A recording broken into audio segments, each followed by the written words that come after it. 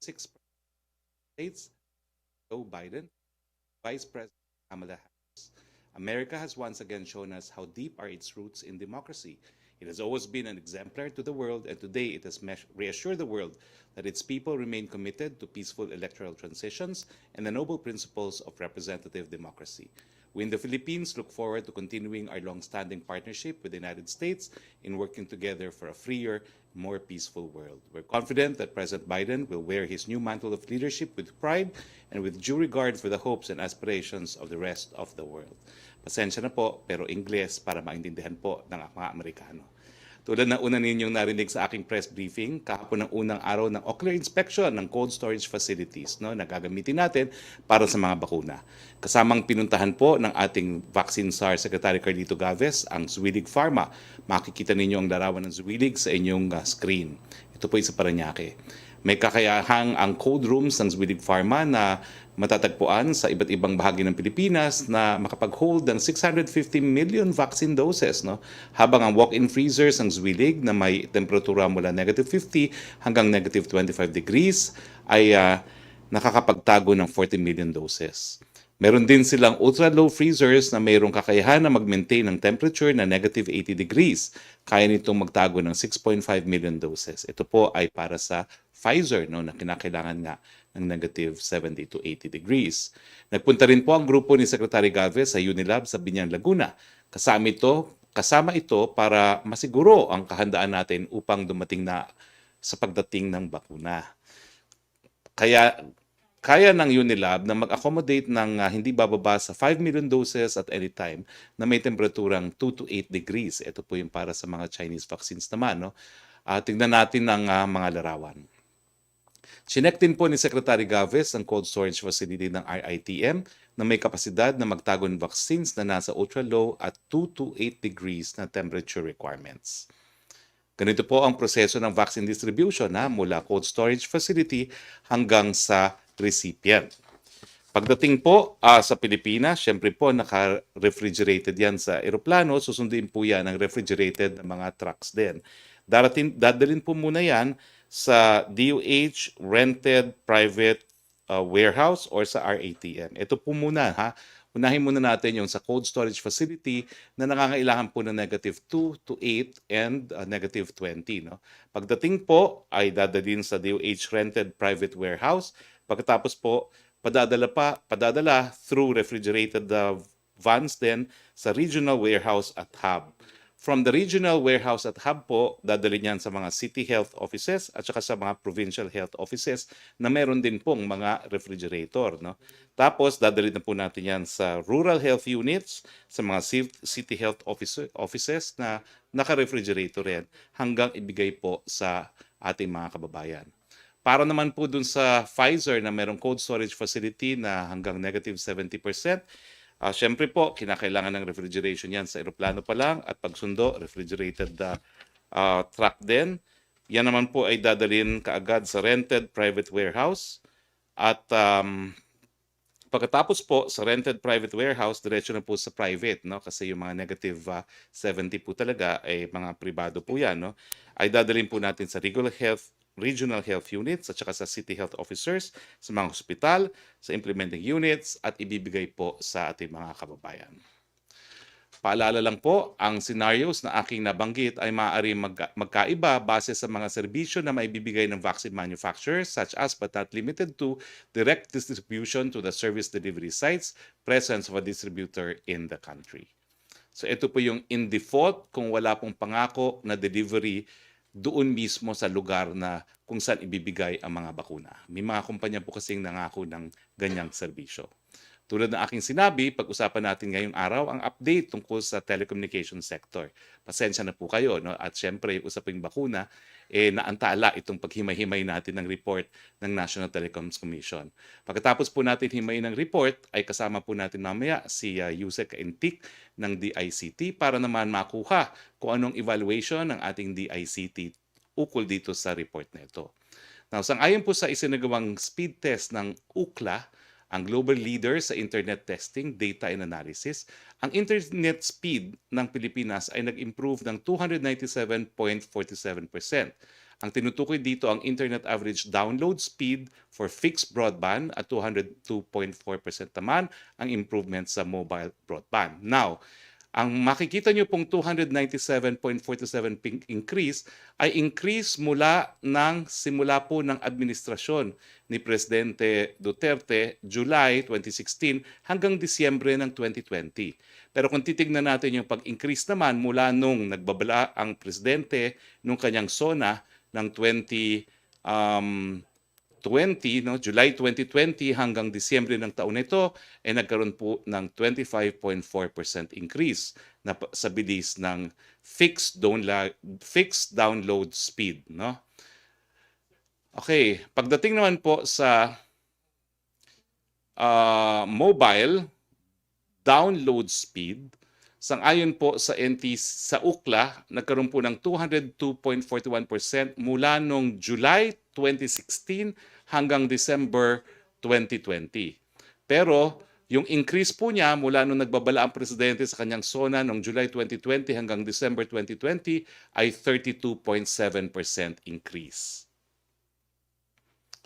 Ito ay para sa buwan ng Disyembre noong nakaraang taon kung ikukumpara noong July 2016 speeds. Okay. Pagdating naman po sa average download speed for fixed broadband, ito ay nag-improve from 7.91 Mbps noong July 2016 at naging 31.44 Mbps noong December 2020. Kung ikukumpara po yung increase mula July 2020 to December 2020, ito po ay 25.4% increase. Ang average download speed ng mobile broadband ay nag-improve din po ng 7.44 Mbps noong July 2016. Ito po ay naging 22.50 Mbps noong December 2020. Pero kung ikukumpara po yung increase from July 2020 to December 2020, ito po ay 32.7% increase. Ngunit siyempre po, no, hindi tayo titigil dito. No? Kinakailangan po, mapakita pa rin natin na kapareho naman tayo o kapantay natin sa bilis ng internet ang ating mga karatig bansa dito po sa Asia. Ito pong lumalabas. No? As of November 2020, ang Pilipinas ay number 29 sa 50 bansa sa Asia. No? Pagdating sa download speed ranking sa fixed broadband. Ang mga kapitbahay natin, karatig bansa sa ASEAN tulad ng Singapore ay nasa unang pwesto. Ang Thailand ay number 2, ang Malaysia ay number 11. Ang Vietnam ay number 14, ang Laos ay number 27. Siguro naman po dapat kapantay tayo ng Vietnam man lang. Sa mobile broadband ay nasa number 34 po tayo out of 50 countries ang ating speed sa Asia. No? Pagdating sa fixed broadband ay number 20 po ang Pilipinas sa 46 sa bansa sa Asia Pasipiko. At number 22 naman po tayo sa mobile broadband sa 46 na bansa sa Asia Pasipiko.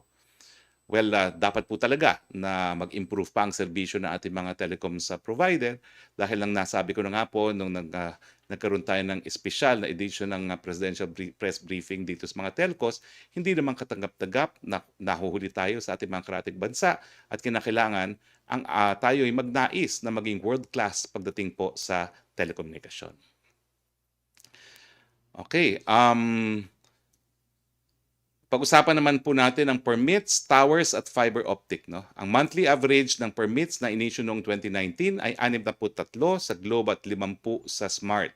Pero matapos magbigay ng direktiba ang presidente na pabilisin ang pagbibigay ng mga permit ng mga lokal na pamahalaan, tumaas ang average monthly number of permits na na-issue mula Hulyo hanggang Disyembre nung nakaraan na taon. Nasa 552.65% ang itinaas sa Globe dahil 348 permits ang na-issue at 194.33% or 97 permits naman po ang na-issue sa Smart. Ang nais po nating makita sa lalong mabilis na panahon, ano po yung karagdagang improvement sa speed ng ating internet at doon sa ating cellular service ngayong ginawa na ng paraan ng ating presidente mismo ang pagpapabilis ng pag-issue ng mga permits sa pagtatayo ng mga telecommunications towers. Dahil dumami nga po ang nag-issue ng permits, tumaas din ang bilang ng towers na naipatayo. Merong 2,939 additional towers ang naipatayo mula Hulyo hanggang Disyembre noong 2020. Makikita naman sa susunod na infographic ang cumulative number of additional towers na naipatayo na po na Smart, Globe at Dito. Ang total po na naitayo nila to date in December is 22,834 towers. Kaya nga po, titingnan po natin kung ganong porsyento ng pag-improve naman po ng speed ng internet at syempre yung quality ng cellular service. Pumunta naman po tayo sa fiber optic rollout. No? Meron ng 543,740 cable kilometers na laid out sa buong bansa as of 2020. Sa taong 2020 lamang, meron pong 144,551 cable kilometers ng fiber optic na na-roll out. Ang total change po niyan ay 36.21%. Ang percentage change. COVID update naman po tayo. Ito po ang global update ayon sa Johns Hopkins. Higit 96.7 million or 96,787,591, nabulol ako ang tinamaan ng COVID-19 sa buong mundo. Nasa 2,071,892 po katao ang binawian ng buhay dahil sa coronavirus. Nangunguna pa rin po Estados Unidos na mayroong mahigit 24.4 million ng mga kaso at 405,630 deaths. Pangalawa pa rin po ang India, pangatlo pa rin ng Brazil, pang-apat pa rin ng Russia, at panglima po ang United Kingdom. Dito po sa Pilipinas, tumaas po ang ating mga aktibong kaso. Meron na po tayong 28,904 na mga aktibong kaso ayon po sa January 20, 2021 data ng Department of Health. Ang mabuting balita na lang po sa mga tumaas na active cases, 92.5% ay mild at asymptomatic, samantalang 4.5% po ay critical. Nasa 2.6 naman po ang severe.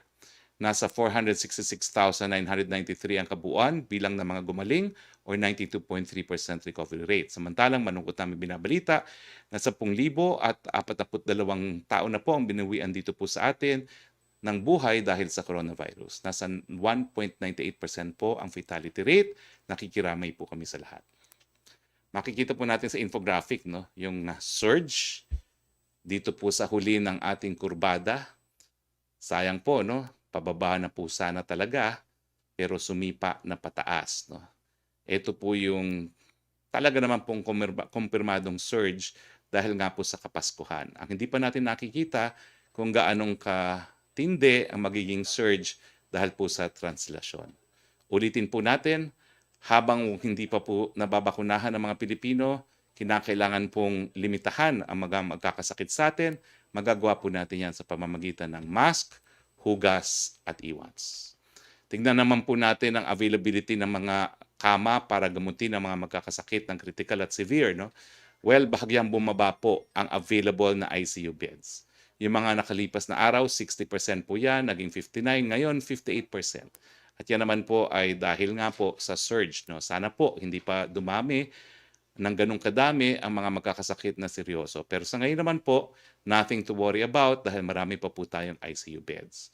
Sa isolation beds, meron pa po tayong 63% available. Mukha naman pong hindi dumami ang na-hospital sa ating mga isolation beds. Sa ward beds, 73% po ay available. So ang tumaas lang po talaga ay yung mga na-ICU. At ito naman po ay dahil nga po sa surge na ating naoobserbahan. Sa ventilators, 79% pa po ang available. Okay, dito po nagtatapos ang ating presentasyon. Gaya ng aking sinabi kanina, kunin po natin ang panig ng DICT dito sa report ng NTC. Lilinawin ko lang po, ang NTC po ay quasi-judicial pero it is an attached agency to the DICT. So kasama po natin ngayon, walang iba kundi si DICT Undersecretary Manny Caintic para sa kanyang obserbasyon at evaluation dito sa naging ulat ng NTC sa Pangulo bilang tugon doon sa sinabi ng ating Pangulo na kinakailangan mag-improve ang ating telecoms. Pero bago po natin tawagin si DICT Manny Caintic, ay wini-welcome ko po ngayon sa ating briefing room. Walang iba po kung hindi ang batang-bata, ang gwapong governor ng Samar, wala pong iba kundi si Reynolds Michael Tan. Governor Tan, welcome to our briefing. At kasama rin po ni Governor Tan ang kanyang Provincial Planning and Development Coordinator, si Mr. Nicasio Bermejo. Welcome po to our press briefing. So, Yusek Caintic, ano po ang ebalwasyon, anong tingin ng DICT sa naging ulat ng NTC at anong magiging rekomendasyon nyo kay Presidente? Dahil ang sabi ng Presidente, baka po kakanselahan niya mga prangkisa kung hindi po mag-improve ang serbisyo ng mga telecoms. The floor is yours, Yusek Kaintik. Good afternoon, Secretary Hari, and thank you for inviting the DICT in this press briefing.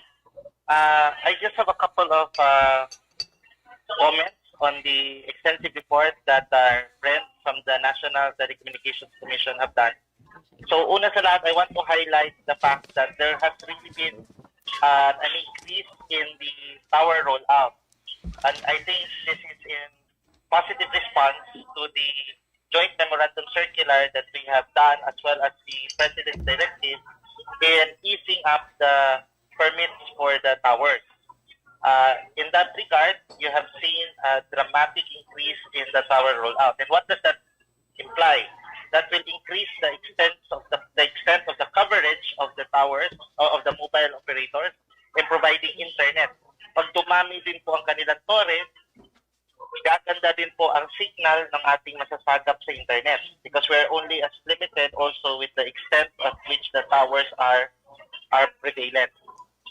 Ang challenge natin would still be the fiber rollout, yung land-based, which kami dito sa DICT, starting last quarter, have already been looking at improving also, creating also an equivalent joint memorandum circular for easing up and regularizing the permits needed for the fibers naman. Ang importante kasi dito, ang hinihiling sa atin ng ating mga partners are the telecom providers is, number one, make it firm, hindi pa bago-bago, make it easy, hindi mahirap, at saka mas mura. Meaning to say, hindi pa iba-iba ang mga rates sa mga LGUs. We in the DICT are a firm believer of making easier, cheaper, and faster processing of such necessary permits for the fiber rollout. The fiber is also needed in this telecommunications kasi right now, because of the pandemic, nasa mga kabayan tayo, and we want it to be easy. So thank you so much, Secretary Hari, and we hope that with our increased and improved regulations in government, walang reason ang telecommunication sector na hindi nila mapalaganap ang kanilang pag-roll out at mapaganda ang kanilang services even better. Thank you po. Yusek Kaintik, but I need your recommendation dahil I intend to make this presentation to the President for our weekly meeting bago po mag-taping for the Talk to the People. Sabi po ng Presidente, shape up or ship up. Ano pong rekomendasyon natin sa ating Presidente given this report from the NTC? Our recommendation is to continue that firm stance and push for the telcos. And on our end, kasi sa government, hindi naman tayo nagkulang sa pagbigay ng suporta sa ating mga telecommunication company. So we should not lessen our pressure on them. In fact, we should even intensify the push. But at the same time, we should do our best as government also to alleviate yung problema doon sa mga permits. Ang challenge na nga ngayon is okay na yung sa towers, ang ating sunod na kailangan ayusin, kami dito sa DICT are on the land-based fiber rollout. Okay. So walang reason na mag-lessen ng pressure, pero dual work. So para maging malinaw lang po ang recommendation ninyo, wag naman mag-ship out pero kinakailangan ipagpatuloy ang shape up. Tama ba ho yun? Yes, Secretary Hari, yes. Tuloy-tuloy ang push, tuloy-tuloy ang pressure ni President. Do not relent on the press. Okay. Full court press, kumbaga. Okay. Maraming salamat, Yusek Kaintik. Please join us for our open forum. Simulan na po natin ang open forum with our colleagues in the Malacanang Press Corps. Yusek Roque, please. Yes, good afternoon, Secretary Roque. Question from Evelyn Quiroz of Filipino Mirror. You recently offered your office as a venue for discussion between Defense Secretary Delfin Lorenzana and UP President Danilo Concepcion over the issue of the DNB's abrogation of the 1989 agreement between the two. Have they accepted your offer? Alinawin ko po na what I offered was my good office. Ibig sabihin, hindi lang yung physical office ko. Pwedeng sa labas po kung saan pakakainin ako ni Presidente Danilo Concepcion. Pero so far po, ang tumanggap lang po ay si Secretary Delfin Lorenzana. Hindi pa po ako nakakarinig ng kahit anong komento kay President Danilo Concepcion. Natatakot po sigurong pakainin ako sa labas. For Yusek Manny Kaintik po, question from Evelyn Quiroz ng Filipino Mirror. Ito po tanong niya, the Commission on Audit has flagged the Department of Information and Communications Technology for using only 1.2 billion pesos out of its 6.2 billion funding for 2019 for a very low fund utilization rate. According to state auditors, a low allotment utilization rate would mean slow program project implementation rate. Can you explain the DICT's inability to maximize the utilization of its budget? Thank you po. Una, bibigyan ko ng konteksto ang report. Una sa lahat, papasalamat kami sa COA for pointing out these deficiencies. We, the DICT, recognize the importance of audit reports because it actually helps us pinpoint the problem. But to provide context, the 2019 budget was delayed. It was na-delay ang pag-approve ng 2019 budget. Ergo, everything else followed. But that is not an excuse. But if you look at the COA report, it also identifies in its full report that they helped us pinpoint that there are inefficiencies in the procurement and project execution. So this has been prevalent for the past 3-4 years. So what we have done with the Honasan leadership is to look at those inefficiencies and fix them. So we spent the time, fix them, so that the projects get implemented. Kasi hindi pwedeng bili ka ng bili, pabid ka ng pabid, hindi naman may implement. Take for example the Wi-Fi. For the past 5 years, from 2016 to 2019, 4 years, it has only been averaging an 800 per year deployment. But since we rectified the execution, and then we started procuring again, we were able to roll out 4,300 Wi-Fi sites in just 1 year. So you see, we fixed the problem in the implementation, and then we procured. Paruin ko lang din, the 2019 budget was extended till 2020. And the last report that we have right now, the full utilization of the 2019 budget extended to 2020 is now 80%. So my answer to this is that the DICT is rectifying its programs, always constantly checking the effectivity of the program. We need to be able to manage our vendors, our partners, our execution partners, so that we attain the economic outcomes we desire. Hindi ibig sabihin that hindi natin i-rectify ang ating mga nakagawi ang mga mali. Thank you po, sir. Okay, Yusek Roque, if I may add, no, Secretary Wendell Avisado also sent us a note saying that despite the ongoing pandemic, government's actual infrastructure disbursements from January to November 2020 exceeded the infrastructure program level. In particular, infrastructure disbursements as of November 2020 totaled 727.9 billion, which is 4% more than the program level of 699.2 billion. So, in-expect din po natin na yung spending for December 2020 will accelerate compared to the earlier months since line departments try to fast-track the implementation of their programs and settle their outstanding payables before the end of the year. In addition, yung big spending departments such as DPWH and DOTR have also committed to implement the respective catch-up plans for 2020. Ibig sabihin, wala naman pong overall underspending pagdating po sa infrastructure projects. Thank you, Yusek Roque. We go to Melo Acuña, please. Magandang tanghali po, Secretary Harry. Ilang punto lang. Ngayong may bago ng Pangulo sa Estados Unidos, magbabago po kaya ang foreign policy ng Pilipinas tungo sa Estados Unidos? Well, sa akin naman po, ang ating relasyon na panglabas, pareho naman pong consistent ang ating polisiya. Ang presidente po ay sinusulong ang isang independenteng panglabas na relasyon na ang inuuna po ay interes ng ating bayan at mga sambayan ng Pilipino. Ganun din po ang mga Amerikano. Isusulong nila ang pangnasyonal nilang interes at syempre po ang pagkakaibigan naririyan, pero kinakailangan po ang parehong bansa ang isulong ang kanilang mga interes. Opo. Nabasa ko po sa Philippine Star yung report tungkol sa 2.34 billion shelter project sa ARMM. Tila hindi po yata natapos yung mga proyekto pero nagkabayaran. Ito po ba ay sisiyasatin ng tanggapan ng Pangulo sapagkat mayroong kampanya ang administrasyon laban sa corruption? Yung po mga programa na hindi na ipatupad nung panahon pa ng ARMM. Ano po kaya ang sitwasyon? Siyempre po, titignan natin yan. No?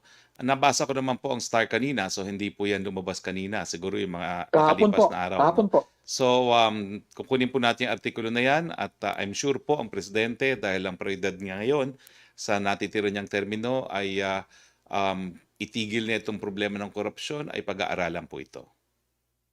Maraming salamat po. Para po kay Undersecretary Manny Caintic, magandang tanghali po. Good afternoon, sir. Opo, ang tanong ko po ay may kinalaman sa monitoring ninyo ng telcos. Baka meron pong overloading sapagkat kahit po sabihin natin meron sila mga fiber optics, pag nagsama-sama po yung gagamit ng internet, bumabagal kung hindi napuputol. Baka po parang jeep ito na overloaded. Ano po kaya ang magagawa ng DICT? Thank you, Sir Melo. Tulad ng sinabi ko nga kanina, ang kailangan is pagpalaganap pa ng marami pang fiber cable. Cable muna tayo. Kulang pa.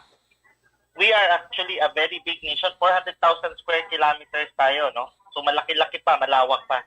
And our fiber cable rollout is still minimal.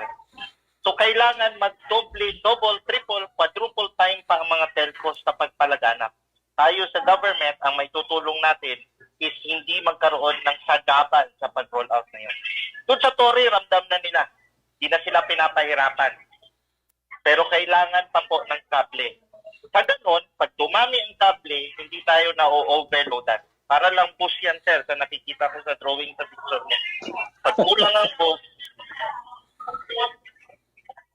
Salamat po. tayo na tayo lahat. Salamat po. Yes. Okay. Thank you. Salamat, Thank you. Melo. Salamat, Secretary Yusek. Harry. Thank you. Back to Yusek Roque, please. Secretary, question from Virgil Lopez ng, sir, sandali lang po ha. Yes, question from Virgil Lopez ng GMA News Online. Some senators daw po have pushed for the passage of the bill seeking to amend the UP Charter Act of 2008 to require prior notification of the entry of police and military units in all UP campuses. Is the palace for or against this bill? We always respect the prerogative of our legislators to legislate national policies. No? So sa akin po, that seems to be a reasonable proposal, but that has to be enacted po into law. Question from Chris Jose Remate Online. Reaction po sa panawagan ng Duterte Youth Party List sa DND na kanselahin na rin ang agreement nito sa PUP katulad ng ginawa sa UP. Sinabi ni Congressman Cardema na ang UP DND Accord at PUP DND Accord ay klarong-klaro na special treatment na inaabuso na sa tagal ng panahon. Sa tingin ninyo, susuportahan din ng Pangulo na makansela ang PUP DND Accord? Sa reaction po, karapatan naman po yan ng Duterte Youth na magsalita. No? Pero yan po ay opinion ng Duterte Youth. Thank you, Secretary. Maraming salamat. Tricia Tirada, please. Good afternoon, Spokes. Spokes, dun lang po sa usapin rin ng bakuna, nagkausap na po si Senator Lacson and si Secretary Galvez, and as how Senator Lacson described it, they had a good discussion or meeting. And he shared that after the meeting, he advised Secretary Galvez that some people to be more careful, to be extra cautious about possibly some people taking advantage of his credibility. What can Malacanang say about this, sir? And has Malacanang considered this possibility? And ano sir yung steps that you're taking to actually protect Secretary Galvez? Hindi ko po alam kung anong sinasabi ni Senator Lacson, no?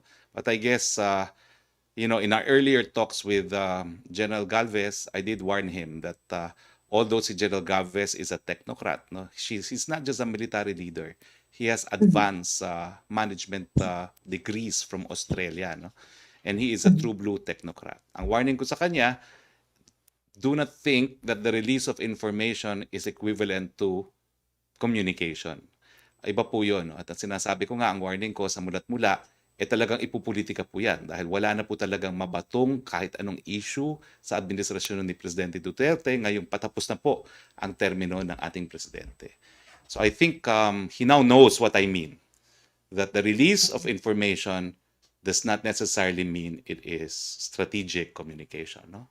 So anyway, yun lang po ang aking reaksyon. Mhm.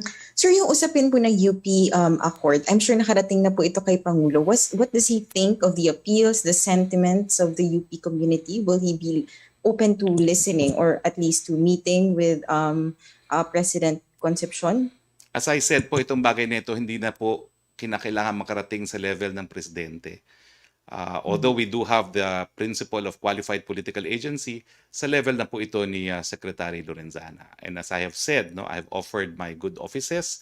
Secretary Delfin Lorenzana has accepted and I continue to await word from President Danilo Concepcion. Sir, sa ibang topic naman, numbers have gone up the past few days. Yung nabanggit niyo nga po yung surge. How will this factor in the quarantine classification? Present Nakamute po. ang DOH ng latest analytics nila.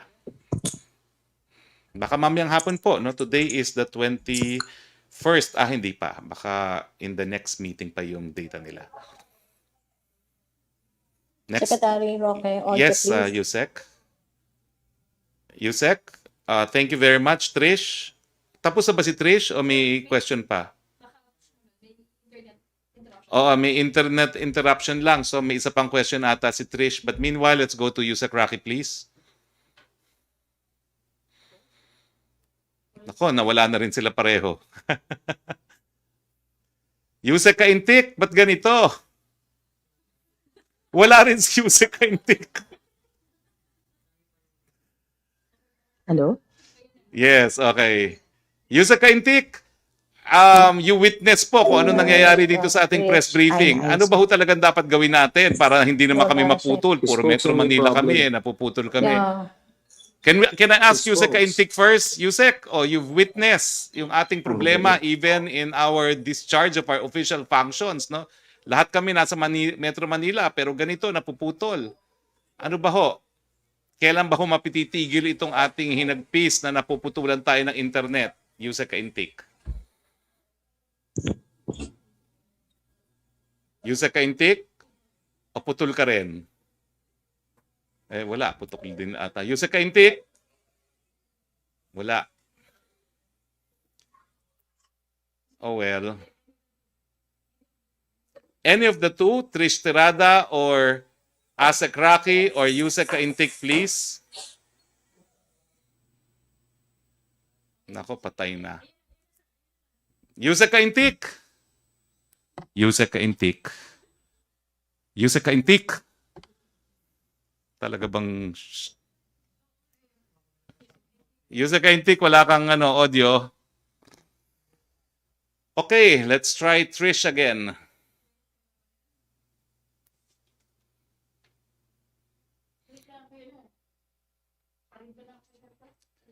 Nako, anyway, sa aking report po kay Presidente sa Lunes, sasabihin ko po ang nangyari on the day we rendered a report on the telcos na nawalan po kami ng connection sa lahat.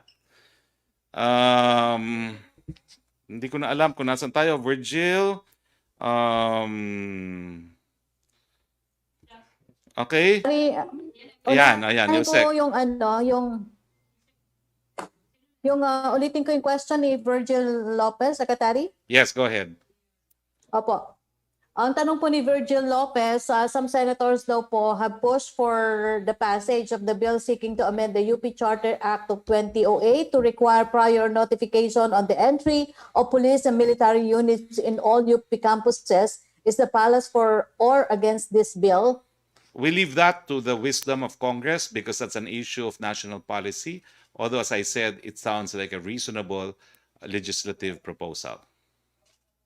Opo, yung second question po niya, reaction niyo sa panawagan ng Duterte Youth Party List. Question naman po ni Chris Susena Remate Online. Nasagot na po. Reaction niyo po sa... Nasagot na po yan. Already answered. Okay. Okay. So we go to Pia Ranada. Sir, I think hindi po natapos si Trish Terada, Secretary. Trish, are you here? Yes, sir. Hi, sir. Yes. May Okay, go question, ahead. sir, earlier po, bago po tayo naputol.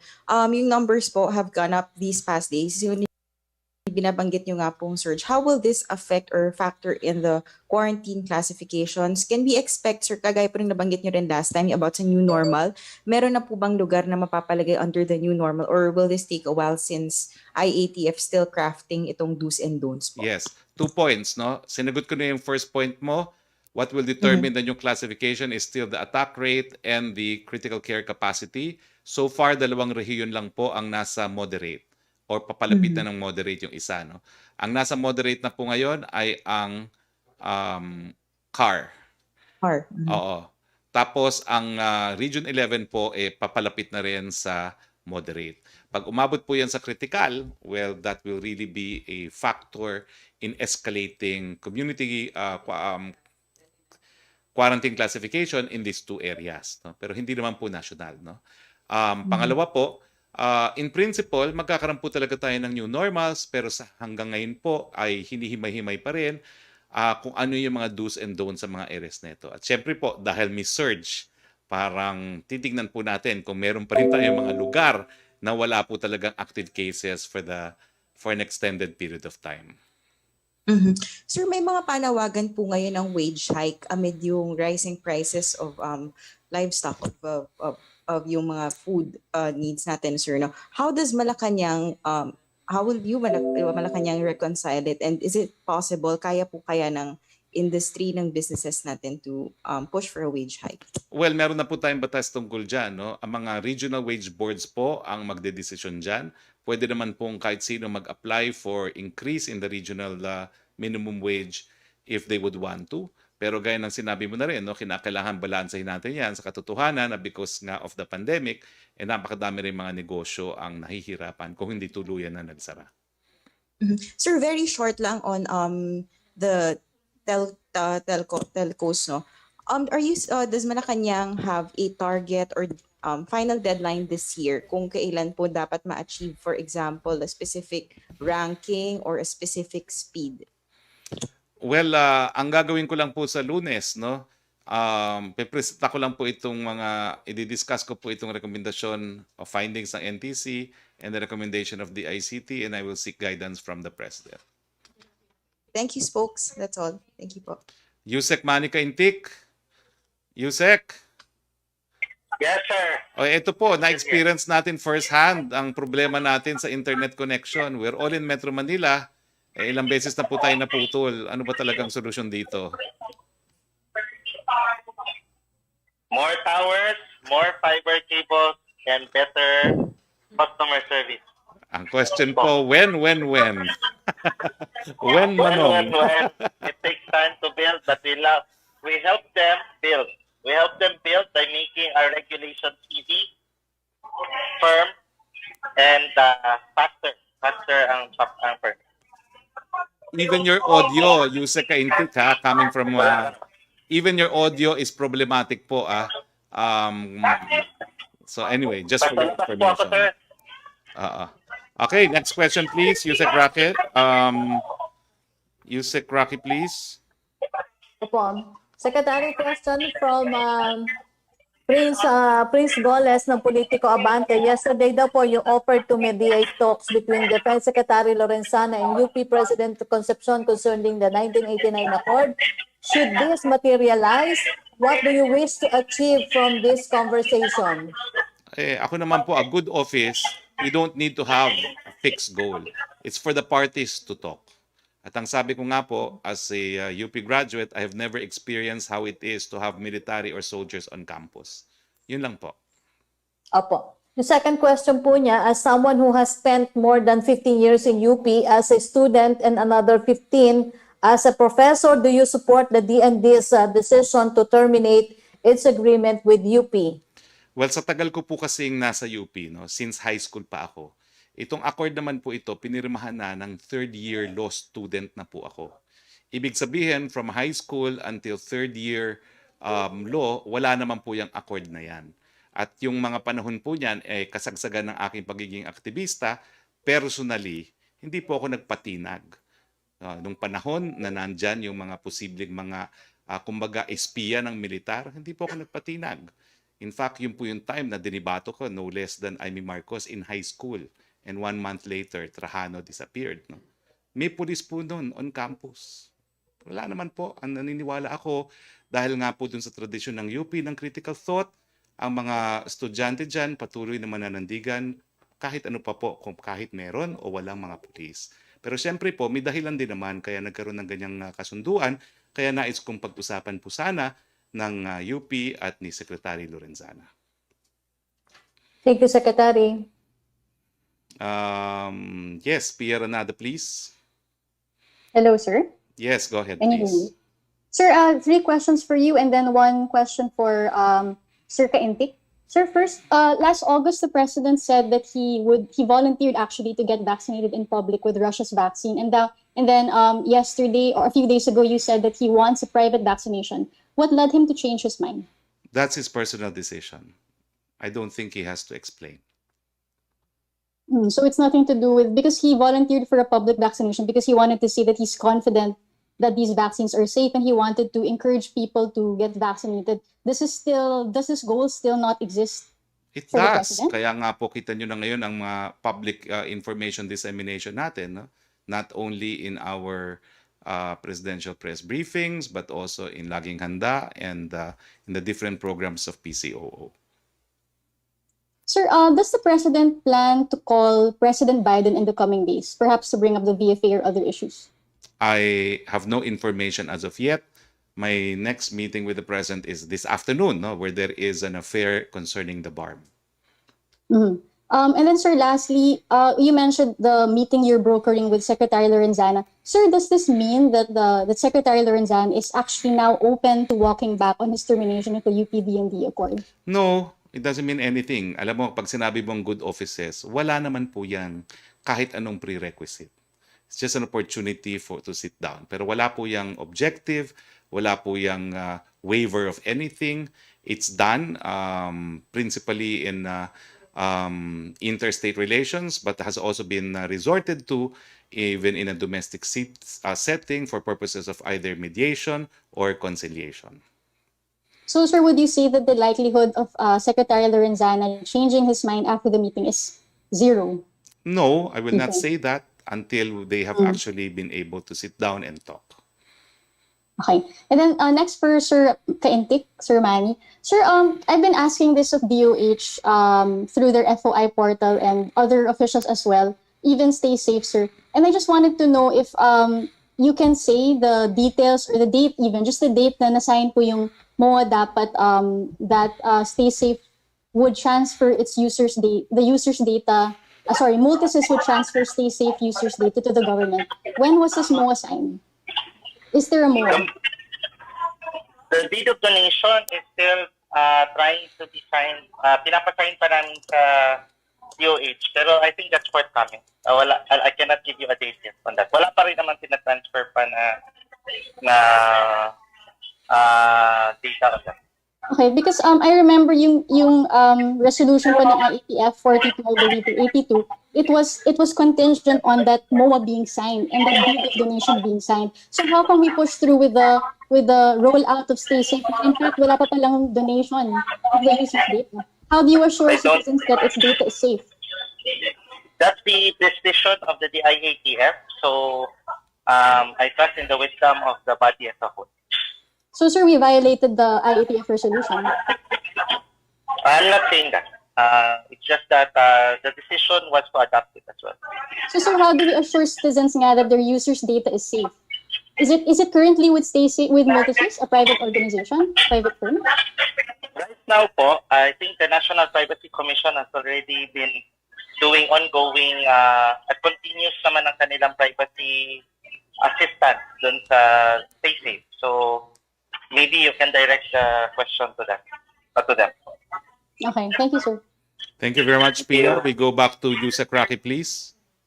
Yes, Secretary, question from Tina Mendez ng Philippine Star. Graft charges were filed against BSP Governor Benjamin Jokno, 6 officials on the procurement of 116 million national ID contract and reaction from Malacanang. How will this affect the administration's move to implement the national ID program? Wala naman po, no? Kung maalala nyo, si Governor Jokno until fairly recently was in the cabinet enjoying the full trust and confidence of the president.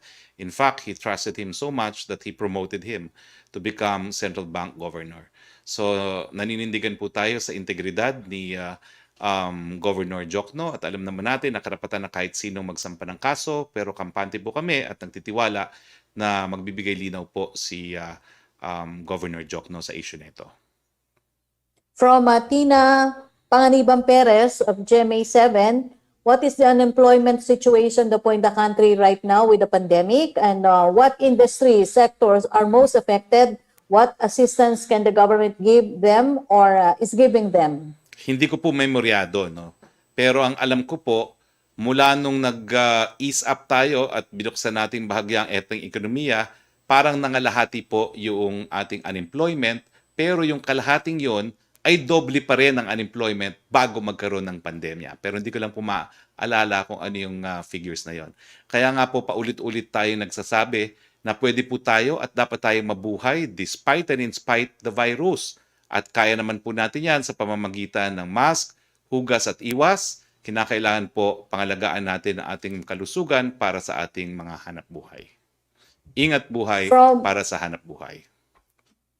From Ace Romero, Philstar, Secretary Locsin tweeted, our entire passport revolving fund is gone and we are in arrears to Apo 388 million for printing passport booklets. Apparently, the fund was eaten up by travel allowances, insurance miscellany. So bear with us until I find the money to replenish the fund. Ano daw po ang action ng Malacanang on this? Well, we trust that Secretary Locsin can find the funds, no? And I will bring this matter up also to Secretary Avisado. Thank you, Secretary. Thank you, Yusek Roque. Joseph Morong, please. Hi, sir. Good afternoon. Sir, my questions first are on the vaccination schedule of the government. Can you provide us now with the specific date of vaccination that the public can expect? Ang sinasabi po ni Secretary Galvez, bagamat merong petsa po yung pagdating ng Sinovac sa February 20, merong posibilidad na mauna pa ang ilang supplies ng Pfizer dumating kesa sa Pebrero 20. At narinig ko rin po nung huling naging panauhin natin si Secretary Galvez na it will take around 10 days bago mabakunahan ang taong bayan dahil meron silang kinakailangan inventory at pagsisiguro na dapat gawin. No? So we can expect na kung mas maaga ang darating sa Pfizer, then meron tayong mauunang bakuna within the month of January. Kung darating po ng January 20, baka naman pong pwedeng mapabilisan yung Sinovac para magkaroon tayo ng unang pagturok also within the month of January, which is still feasible kasi sabi niya around 10 days and 10 days after the 20th is still the 31st and we do have the 31st in this month of January. Meron nga po. Within January, sir? Well, ang aking computation lang po, no? January tuloy. February pala. Wala palang 31 ng February, no? So, I'm sorry, I stand corrected. January ako ng January. February 20 po kasi yon, no? So, 10 days, baka Marso na kung darating po ng February 20. Pero sana po nga, no? Mapabilisan, no? Para at least within February, may una nang maturukan with Sinovac. Pero kung darating po na mas maaga, yung Pfizer, baka naman po kung earlier, baka yung 10 days requirement, within February pa rin po. I stand corrected. Alright. Sorry po. Kaya mali yung count ko ng January. February pala. Walang 31. Sorry about that. Okay. So March probably yung Sinovac, and we're hoping that Pfizer will be earlier and within the month of February, no? Well, libre naman po umasa. So we're hoping that both we can start in the month of February. Hope lang naman po yun. Okay. So yung 30 to 40 million na vaccines from the COVAX facility, wala pa po tayong brand niyan, no? Sino magde-decide nun? WHO? Well, ang naunang binitawang salita po ni Secretary Galvez is possibly Pfizer from COVAX. And Okay. this is entitled tayo to 22% of 20%. our population. No? Pero sinabi rin ni Secretary Galvez, hindi po malakihan ang dating yan. So parang tingi-tingi po ang dating yan, mga tagwa 100,000 a month, thereabouts. No? So because COVAX, of course, is intended to ensure that all middle income and poor countries have access to the vaccines. At ang Okay, so latest unlimited. balita ko po, bukod dun sa tatlong Western brands, nag-apply na rin po ang tatlong bakuna ng China para mapasama po dun sa COVAX facility. Understood. Sir, in terms of deployment, kanina diniscuss niyo and diniscuss din ni Secretary Galvez or si Secretary Yusek Vergere, yung storage facility. There are limitations, no? In terms of storing what vaccines. Now, it will matter, I think, no? And I don't know if you share the same opinion. It will matter in terms of what vaccines, what ang matatanggap ng mga provinces. So my question, sir, is given the limitations in the storage facilities, what vaccines will go to what provinces? Ang masasabi ko lang po, ang Pfizer, and hindi ako sigurado kung Moderna ba. Basta yung negative 70. Basta ang Pfizer, alam ko sorry. lang yung Pfizer that requires negative 70, Metro Manila, Cebu, and Davao lang po siya mapupunta dahil yun lang merong cold storage capacity na up to 70 to 80 degrees negative, no? Pero yung iba naman po, refrigeration lang at all the other vaccines can be delivered to the other provinces.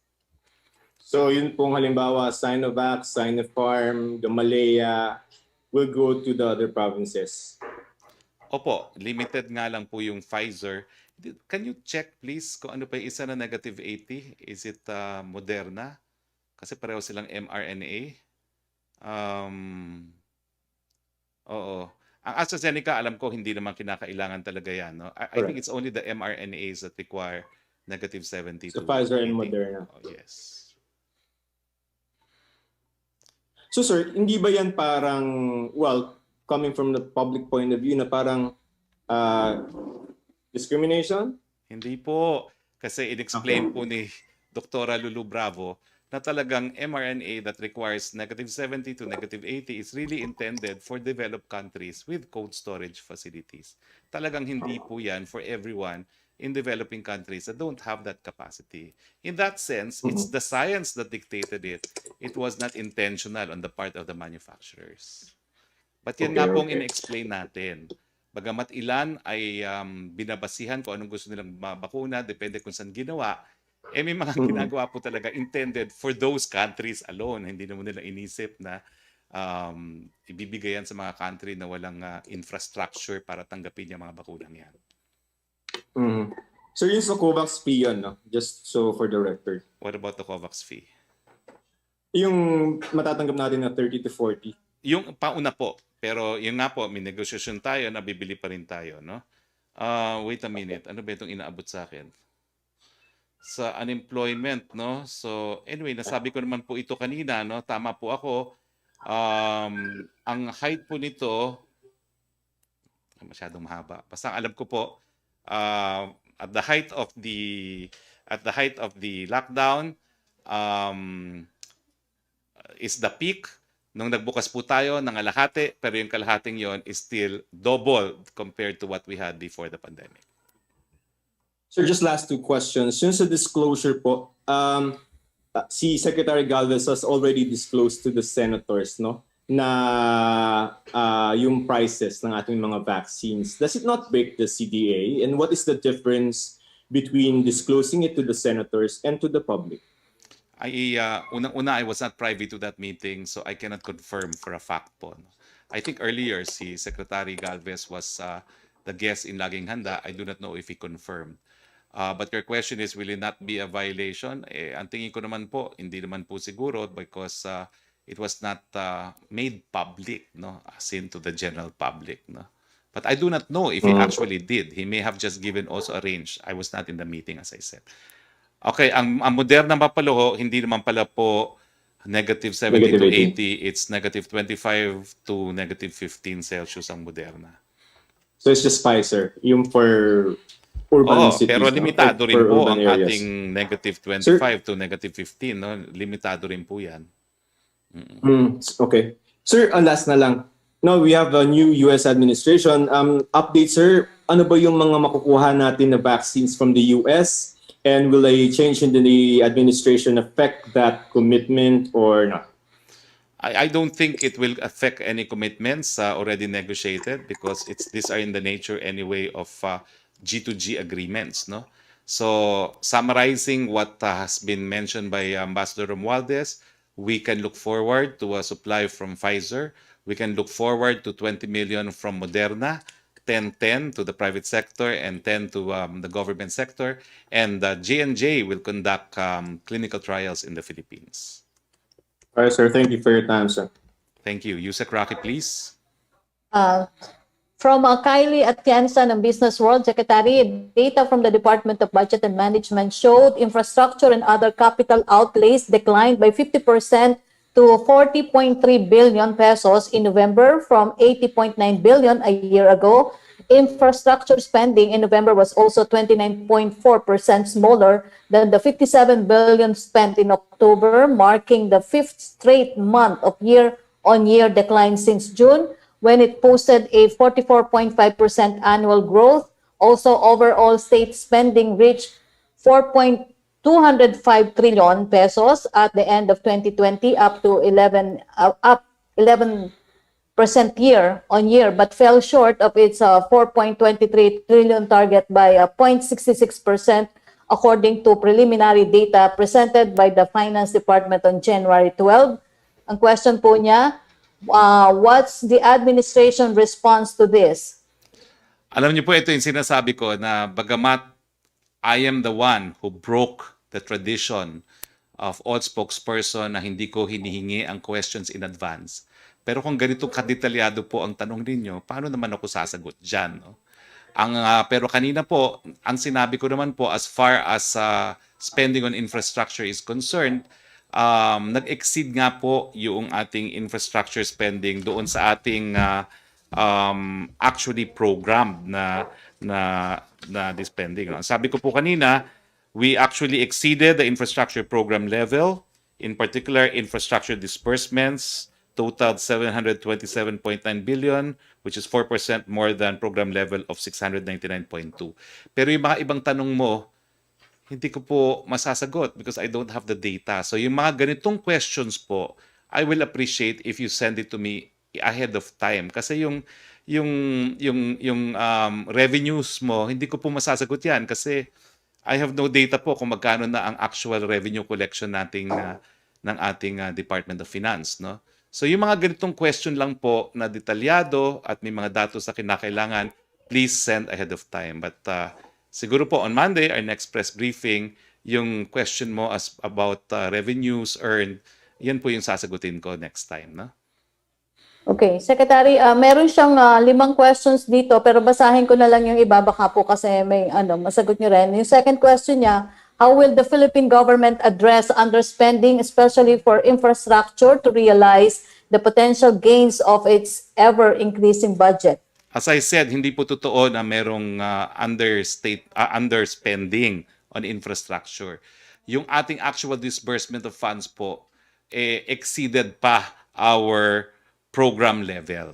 So siguro po ongoing pa rin no yung mga proyekto nung Disyembre at hindi pa pumapasok ang datos ng Disyembre. So yan po ang explanation. Bagamat aminado tayo, talagang nagkaroon ng delay. Bakit? Kasi pandemya po. Kailan lang naman nagkaroon ng IATF decision na po pwede nang ituloy, lalong-lalo na yung mga build projects. No?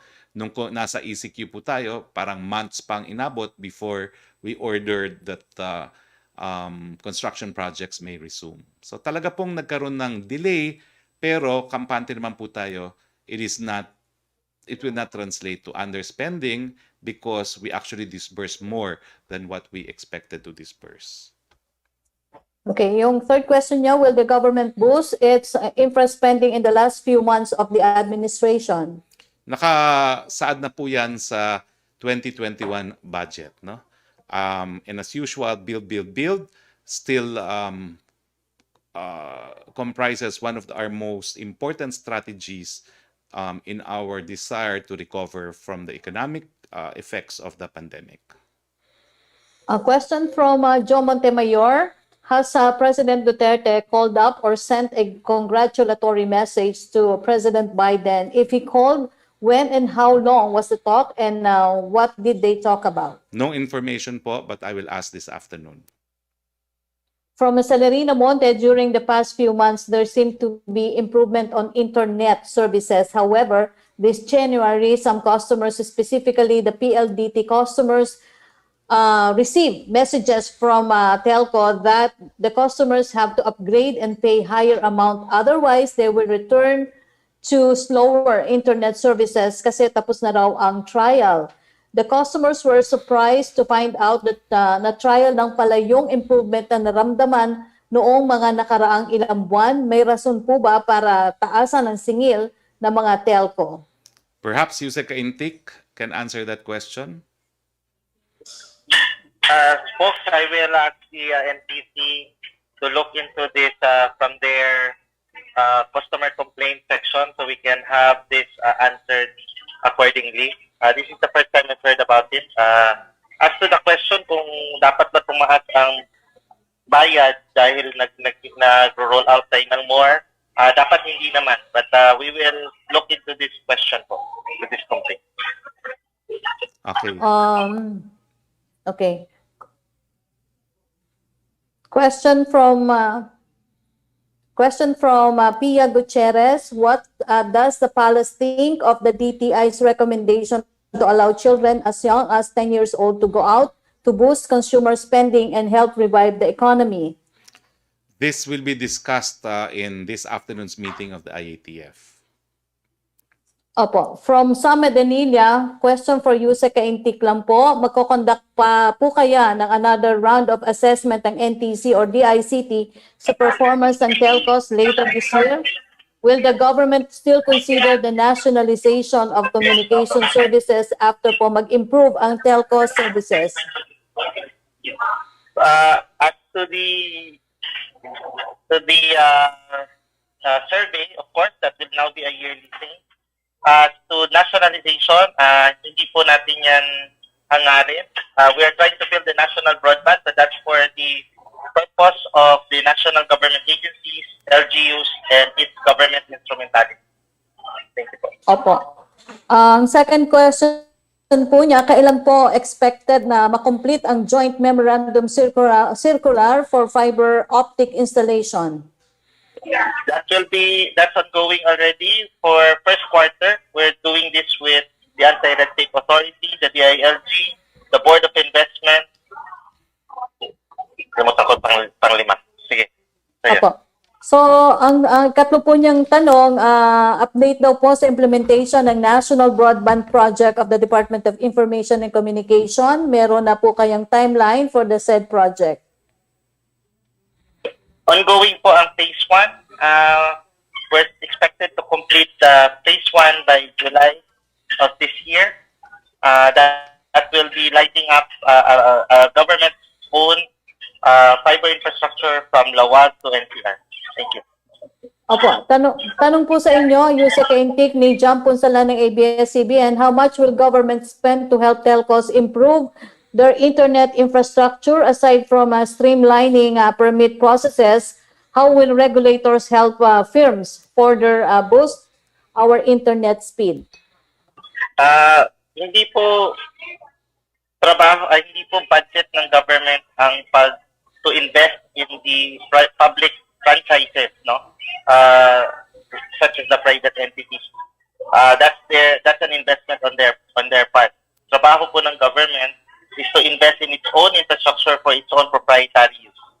By doing so, we are actually spurring the demand as well, and it could actually help them expand to areas wherein at tinatawag natin are missionary sites. Places like wherein it's not economically feasible for them to expand. That's our objective. Thank you. Opo. Thank you, Yusek Kaintik. For Secretary Roque, question from Sherry Ann Torres of ABS-CBN. Reaction daw po sa sinabi ni Secretary Carlito Galvez na hindi totoo na pinag-walkout siya sa Senate hearing as was claimed yesterday. Hindi ko po alam kung sino nag-claim na nag-walk out siya. Dahil ang sinabi ko dito is a specific instruction from the President. But I never said anyone walked out and I never said anyone will walk out. So hindi po ako yung tinutukoy. Okay. Thank you, Secretary Roque. Okay. Maraming salamat po dahil wala na po tayong mga katanungan. Maraming salamat sa ating mga kasama sa Malacanang Press Corps. Maraming salamat, Yusek Roque, and thank you, Yusek Kaintik. Sana po bago matapos ang termino ng ating presidente, kung meron pang pandemya, at least sa Metro Manila, hindi na po mapuputol yung aming mga interlink, yung mga internet connection pag kami po ay nagpe-press briefing. So ang problema po talaga ng telecoms, ramdam ng lahat, pati po dito sa seat of power ng Malacanang Palace. So with this note, sa ngalan po ng ating Presidente Rodrigo Roa Duterte, ito po yung spokeshari Roque nagsasabi, ang pangako ng Presidente, kinakailangan komportable ang taong bayan. At ang ating internet connection ng telekomunikasyon, hindi na po yan pribilehiyo, yan po ay kinikilala na karapatang pantao. Asahan niyo po, hindi matatapos ang termino ng Presidente na hindi po mabibigyan ng mas epektibo, mas mabilis na serbisyo at mas mabuting serbisyo ng telecoms ang taong bayan. Magandang hapon po sa inyong lahat.